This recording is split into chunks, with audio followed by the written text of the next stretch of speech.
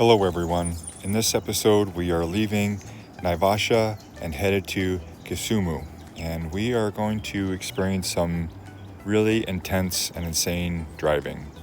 Thank you to all the supporters, really appreciate you. It's super helpful.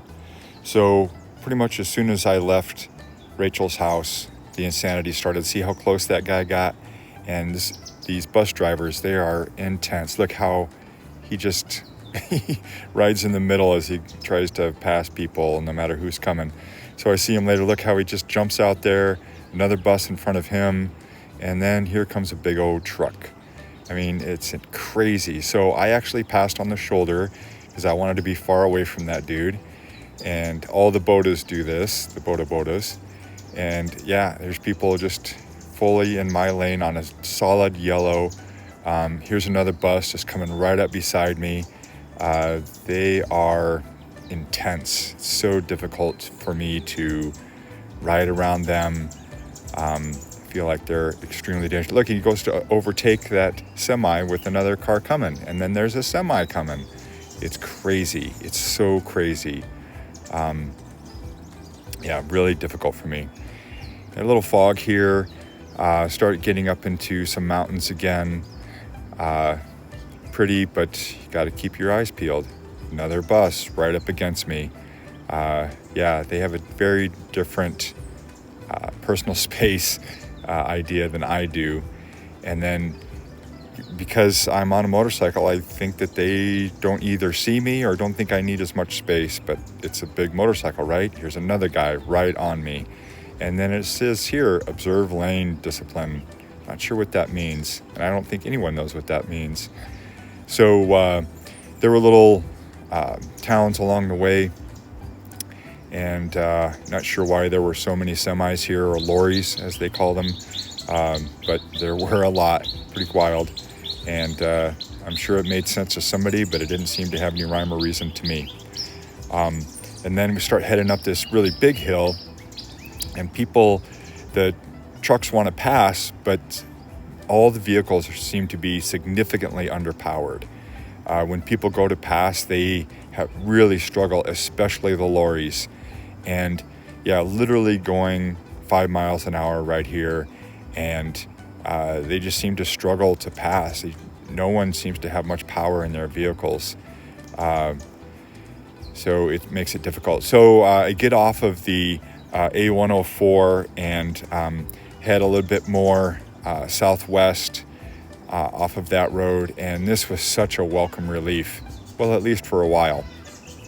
The traffic was much less intense, a lot fewer cars, more beautiful open space.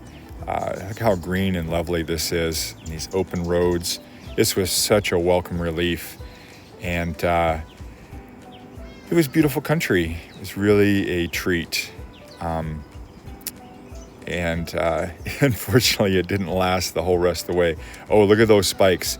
At the police checkpoints, they have those huge spikes, and they want you to stop. And I think it's mostly trucks. They haven't stopped me yet.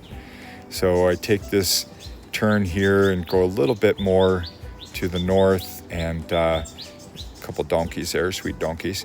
And again, these open spaces just felt so nice, and lovely, lovely roads, really fantastic travel. And then I come to this fork here, and the GPS took me to the right. I think I could have gone to the left, some friendly Kenyans there, but the GPS took me to the right, so I obeyed, another friendly Kenyan, and it was pretty rough. There's sugarcane all in this area, and so there's a lot of lorry traffic like that right there, and they really just pound the roads, and it was pretty slow travel.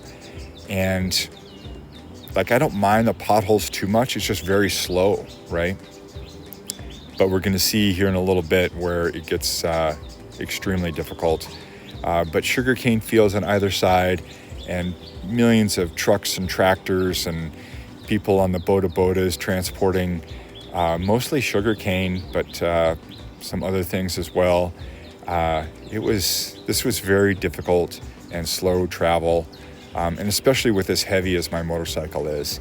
I know that's a lot of the issue that I have getting around is the weight that I'm carrying, and I'm not 100% sure how to avoid that with all my camping gear and stuff. Yeah, I come up to this mud and I'm just like, oh well, here we go, and praying the whole time. And this one turned out okay, but it's so slick. And between the rains, and I don't know if they irrigate or not, but any low-lying area is just muddy, and all these potholes from the lorries, it's pretty intense. Some places there was asphalt, but it was all like broken up and these sharp edges and stuff. And here we go. It's like, okay. And it's so sandy too. There's like a layer of sand with the mud, and it makes it very difficult to travel. And when I got into this water, boom, down. And fortunately I had all my climb gear on, and climb gear is super awesome. And I have crashed in it before, and I'm totally protected. I wasn't hurt at all, and it was a very low speed run.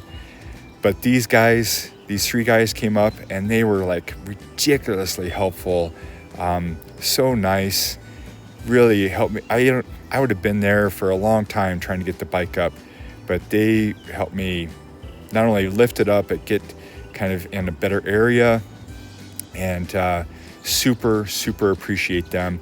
And then these three ladies showed up and helped me with my luggage, and just like God put these angels right in my path right when I needed them.